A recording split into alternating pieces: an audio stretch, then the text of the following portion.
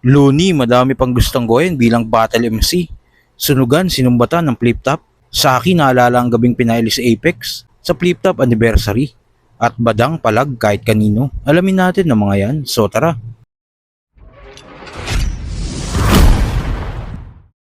Maraming ang naghihintay sa pagbabalik ng battle ng hari ng tugma na si Looney. Dahil matagal na nang huli itong bumatel. Looking forward nga ang mga battle fans. Itong darating na ahon kontra Mot. Kung mangyari nga ang battle na ito, baka ito na ang huling battle ni Looney. Pero sa latest upload nga niya sa Break It Down kasama si Sika, sinabi niya dito na isa sa gusto niyang maranasan din ang Royal Rumble dahil iba din daw ang pakiramdam nito at kung sakaling mangyari, maganda daw na puro isa boy champion ang itapat sa kanya. Isang round, 5 yung babanatan mo. Parang madali siya na mahirap eh, no? Madali siya kasi konti lang isusulat mo. Pero ang dami. Pero ang dami yung susulatan mo. I mean, konti lang yung, ano ba, syempre dahil hakatiin mo, konti lang yung kailangan mong punchline for a certain person. Pero 5 yung susulatan mo. Ganun din niya. Diba?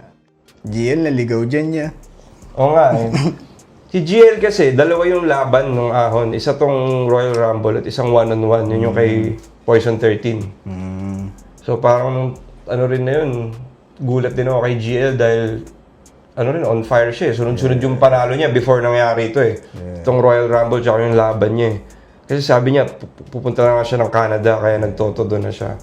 Yun, ngayon, nasa Canada na siya. Pero, yun nga, napaka random na nag-Royal Rumble siya. Oh, yeah. Gusto niya lang siguro masubukan din lahat. Di ba? Kasi Pinaka-elements na yan. merong small room, may big stage, iba rin yung ano nito eh. Actually, gusto ko rin itong ma-experience eh. Limahan. Limahan ng Royal Rumble. Sino ano mo dyan niya kung sakali? Kahit sino.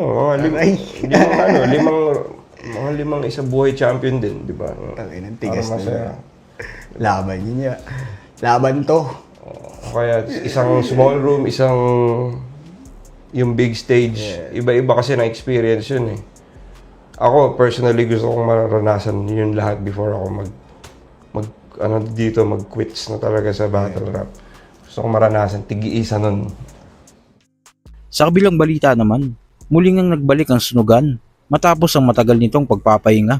Dahil dito, gusto ulit ng sunugan na magbalik sa radar ng mga fans at sa post nga nito kamakailan para bang humihingi ng tulong ang sunugan sa mga battle MCs na minsan nitong natulungan. Pero tila tinabla sila ng mga ito at dagdag pa ng sunugan na minsan din daw nanghinang tulong sa kanila ang flip top at napagbigyan nila.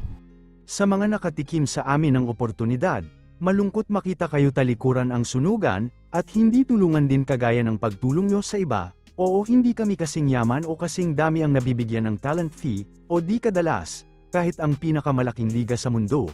Minsan ay humingi din ng tulong sa amin at napagbigyan. Saan kami nagkamali? Saan kami nagkasala? Di ba halata? Yung iba na din ang nagsabi na naging parang bawal ipakita ang sumuporta sa sunugan na pag si Mike Swift ang may hawak, kasi namamarkahan ng mga may power magbigay at napaparusahan. Gusto nyo bang i-deep dive? Sa mga next episodes, papadaanan natin yan. LOL #conspiracy #kontra sa sipsip #sunugan podcast PS yung mga pam-era sa amin na di man lang kami kaya ipagmalaki. Noted kayo. Sa kabilang balita pa, sa pagtatapos nga ng unang event ng ABL, nagkabanding ang mga bumatel dito. Kasama syempre ang Tito Badang natin. At dito nga tila pinagtitirpan ng mga battle MC si Badang at tinatanong ito kung palag ba siya sa mga heavyweights ng flip top tulad ni Looney at GL. Sabi ko lang peace tayo, pero try mo rin kasi bumatil. Anong mensahe mo kay Sir Looney? Hindi, ayun yan, sinasabi ko, try mo rin bumatil para masabi mo rin yung paggalingan mo. Kung pinakamalakas ka talaga, harapin mo yung mga kinakalabang kung malalakas. Tapos ako na yung underdog, pero mamaya-maya naman, yung feedback ng mga tao, ang ganda pala, dito ba daw, Kung ilalaban kayo ni Looney, Badam, sa tingin mo ngayon, sa tingin mo sasabay kaya sa'yo, ilalampasan mo ba, papakasama ba ng tagos? balik na rin natin. Ako sasabay sa kanya.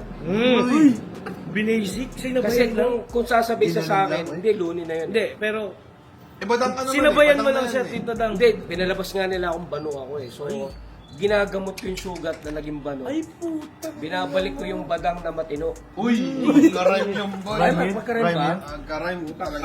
Akala ko naman ano yun. Universes ba dang sa panahon na to? Respeto ko na Hindi, tol, totoo doon.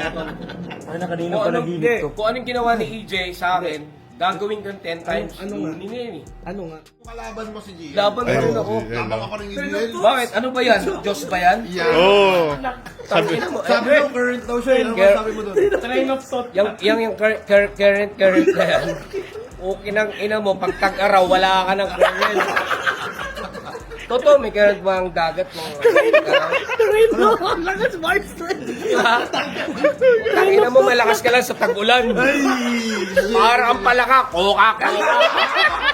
Kasi naaambunan. GL, ano pala yun? Kasama sa akin si G. Hinamon ako niya sa flip top eh. Late? Oy, Gusto mo dalhin natin siya late to? Kinall out pala. hindi ginulot ako na iisip ko dyan eh. Sino pa ba? Sino pa ba yung mga may... Ikakasa na ba ni Boss L yan? Boss L? Boss Ikakasa na wala. GL versus Badang. GL versus Badang? Kasala, dalawang kamay pa. Dalawang kamay para sa dalawang kaluluwa. Bakit to hindi ako mag- Gusto ko ang pagkatao mo! May content nito.